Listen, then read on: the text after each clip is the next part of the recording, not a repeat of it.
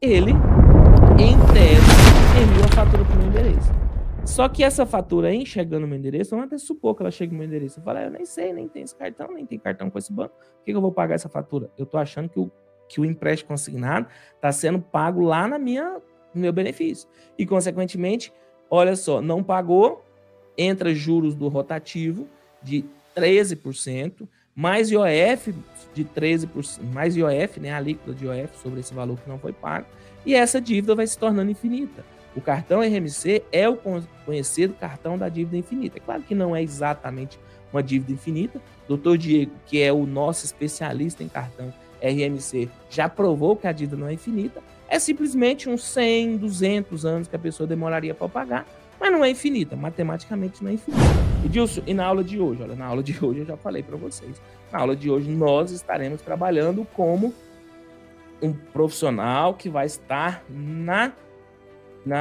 no cumprimento de sentença. Então, tudo que seja relacionado à fase de conhecimento da liquidação de sentença não haverá. Nós estamos no cumprimento de sentença e o nosso papel aqui é assistente técnico extrajudicial, ou seja, o cliente entrou em contato solicitando que nós apresentássemos os cálculos para a execução, ou seja, ele queria executar a sentença que ele tinha obtido, né, o provimento do que ele estava buscando ali no processo. Então, só para recapitular, né, nessa aula, meu objetivo é que a gente faça a identificação e o orçamento do cumprimento de sentença, possivelmente a gente já faz os cálculos também, a gente pode atuar, quem sabe fazer isso, pode atuar na fase de conhecimento, na fase de liquidação de sentença, na fase de cumprimento de sentença, como assistente técnico judicial, como perito judicial, como assistente técnico judicial, e hoje nós estaremos como assistente técnico extrajudicial na fase de cumprimento de sentença, e aí,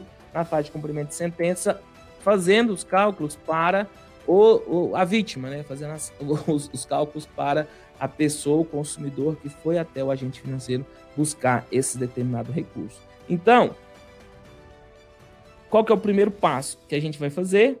A gente vai ler a nossa sentença. Então, vou apresentar para vocês aqui a sentença. Esse é um caso bem interessante. Por que é um caso bem interessante? Porque, a meu ver, houveram diversos problemas que poderiam ter gerado um processo um pouco diferente do que ele efetivamente aconteceu. Mas aí você sabe, né? É muito mais tranquilo para a pessoa que está analisando o caso depois que ele já foi resolvido do que para o advogado que está tocando ele ali na hora mesmo. Então, o que eu quero mostrar para você é a sentença e a gente vai discutir alguns pontos do que o juiz sentiu e que eu acredito que efetivamente não era o que deveria ter sido sentido naquele processo ou nesses atos. Então, compartilhando com vocês aí a nossa sentença, eu tenho uma sentença do Tribunal de Justiça do Paraná, do Santa Catarina, né? Uma sentença do Tribunal de Justiça de Santa Catarina. Inclusive, tem uma unidade especializada em direito bancário. Eu preciso que você entenda isso. Olha, eu tenho uma unidade especializada em direito bancário e ainda assim saem coisas bem interessantes. Então, a sentença, como você sabe, a sentença ela tem uma parte chamada relatório, em que o juiz é obrigado a relatar tudo que aconteceu no processo. Depois, eu tenho uma parte chamada o corpo da sentença, né, onde ele faz a decisão mesmo, e ao final ele faz um resumo de tudo que aconteceu lá para cima, que é o dispositivo. Então, vamos fazer a leitura primeiro do relatório. Olha só. Fulano de tal propôs a ação de conhecimento submetida ao procedimento comum contra o Banco BMG, por meio do qual requer a declaração de inexistência de contratação de cartão de crédito com reserva de margem consignada, que é o tal do RMC, a repetição em dobro do montante descontado indevidamente e a condenação do réu ao pagamento de indenização por danos morais.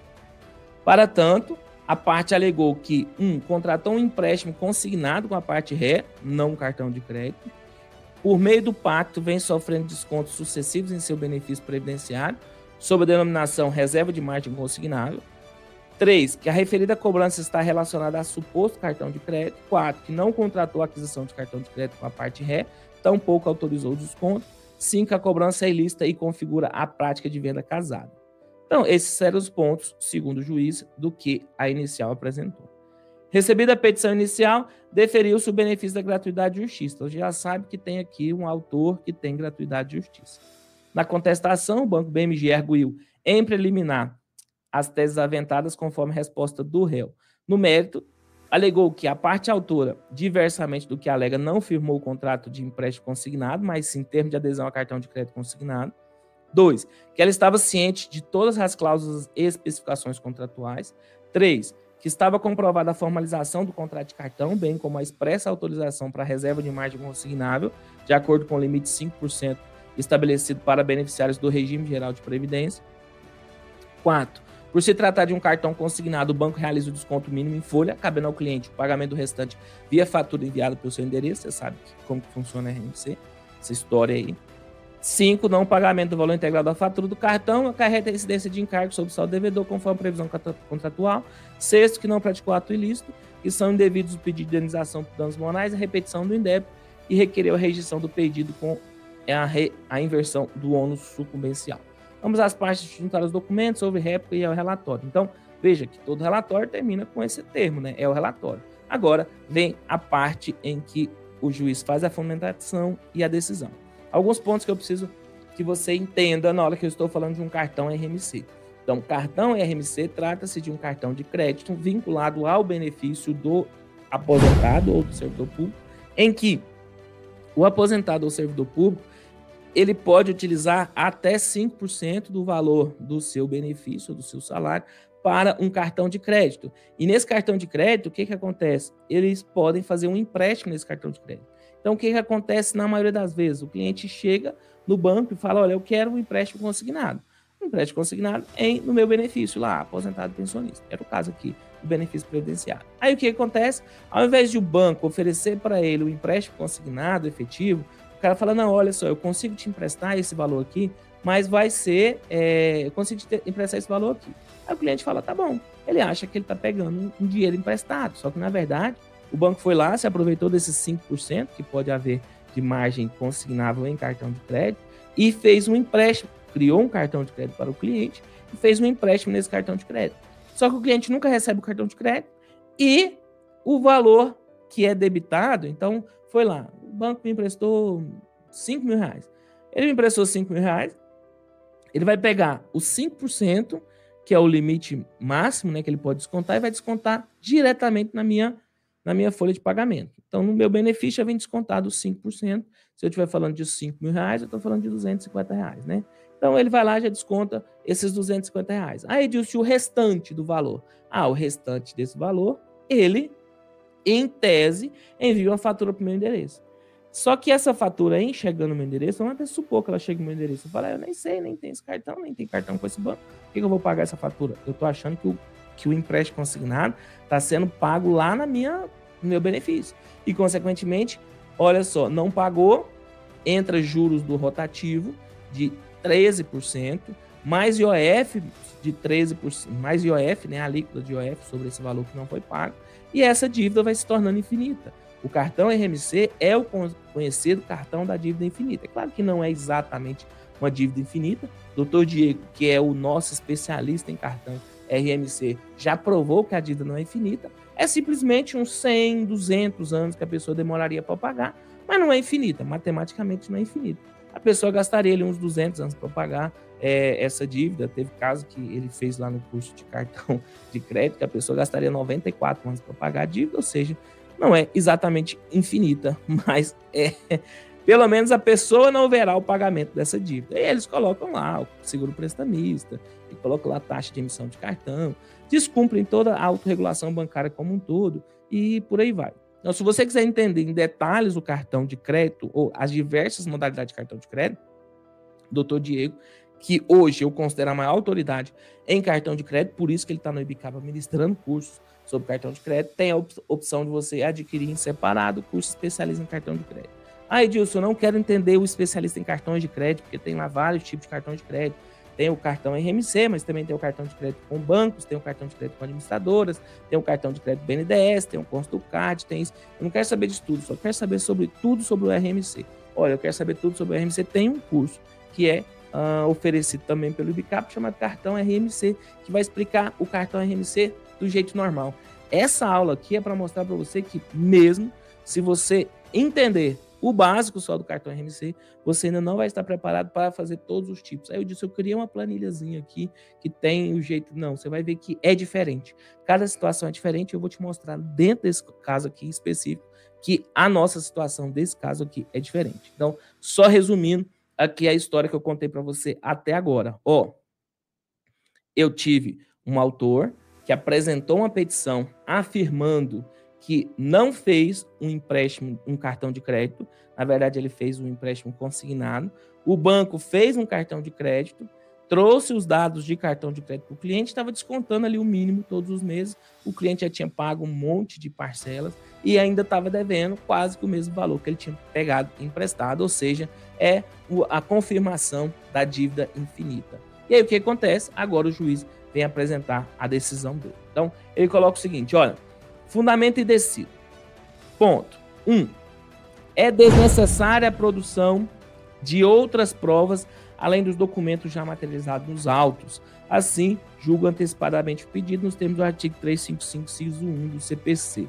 Isso daqui é um ponto importante. Edilson, o juiz pode julgar antecipadamente a questão sem a necessidade de perícia? Alguns pontos importantes. Primeira, a parte não solicitou perícia. Segundo, ela não está discutindo matéria técnica aqui. Ela estava discutindo apenas o direito do cliente, entendeu? Então, esse aqui já é um ponto que eu acho que foi um ponto que fragilizou bastante a discussão. Ela não veio discutindo a capitalização de juros, ela não veio discutindo nada disso. Então, ela só veio falando o seguinte, olha, tem esse contrato, eu não fiz um cartão de crédito, eu fiz um empréstimo consignado. O banco simulou um cartão de crédito e eu estou buscando o judiciário para desconstruir esse contrato, declarar a invalidade desse contrato e, consequentemente, ela não apresentou nem cálculos iniciais, que é algo bastante preocupante, você vai ver o quanto prejudicou o cliente lá na frente, e nem solicitou a perícia técnica, e aí você vai ver o quanto isso prejudicou o cliente lá na frente também. E tem 2. A parte ré arguiu ainda a prejudicial de mérito da prescrição, sob o argumento que a pretensão autoral trata-se de ressarcimento por enriquecimento sem causa ou recuperação civil, hipótese sujeita ao prazo prescricional de 3 anos previsto no 206, parágrafo 3º, inciso 4 e 5 do Código Civil. Todavia, não assiste razão à ré, porque o substrato da pretensão é a nulidade ou a abusividade da cláusula contratual. Veja que o banco tentou jogar uma casca de banana, o juiz não caiu nela, não. A abusividade de cláusula contratual, a razão pelo qual deve incidir o comando subsidiário do artigo 205, que ao dizer ser 10 anos o prazo prescricional, conforme o entendimento já consagrado no STJ. A. O prazo prescricional para ações revisionais e contratos bancários, nas quais se pede o reconhecimento da existência de cláusulas contratuais abusivas e a consequente restituição das quantias pagas a maior, é vintenário, sob a égide do Código Civil de 1916 ou decenal, na vigência do novo Código, pois fundados em direito pessoal. Então, isso aqui o STJ já decidiu, inclusive tem outro. A prescrição para a revisão de contratos bancários e pleitear restituições de valores indevidamente pagos serve a norma do artigo 205 do Código Civil.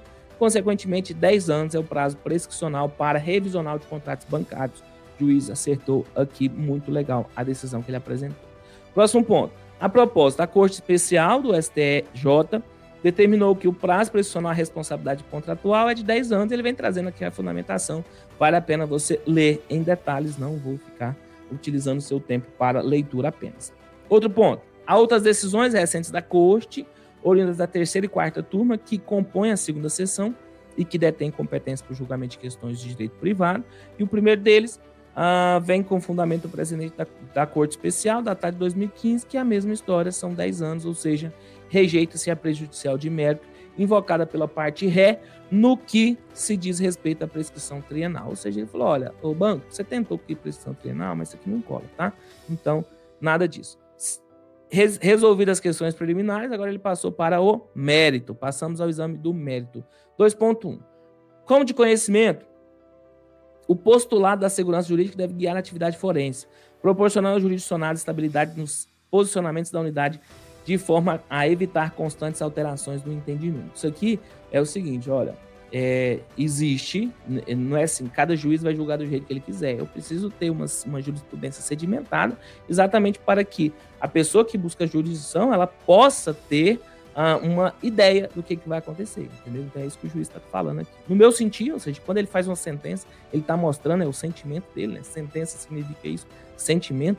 Então, no meu sentir, assegurar um posicionamento estável, íntegro e coerente, além de constituir um norte para todos os graus de jurisdição, permite, em certa medida, que o magistrado contribua na solidificação da jurisprudência do tribunal ao qual está vinculado, ainda que o tema guarde suas controvérsias. E sob essas premissas, julgo ser este o momento mais adequado para rever a posição da unidade acerca de ações que versam sobre cartão de crédito com reserva de margem consignável. Afinal, a questão clama por uma solução mais alinhada ao entendimento exarada pela maioria das câmaras de direito comercial do Tribunal de Justiça de Santa Catarina. Entenda o seguinte, olha, ele está falando, precisa acompanhar o que as próprias câmaras estão decidindo. E é sobre esse aspecto que eu vou fazer a análise, tá bom? É isso que ele está trazendo aqui para a gente.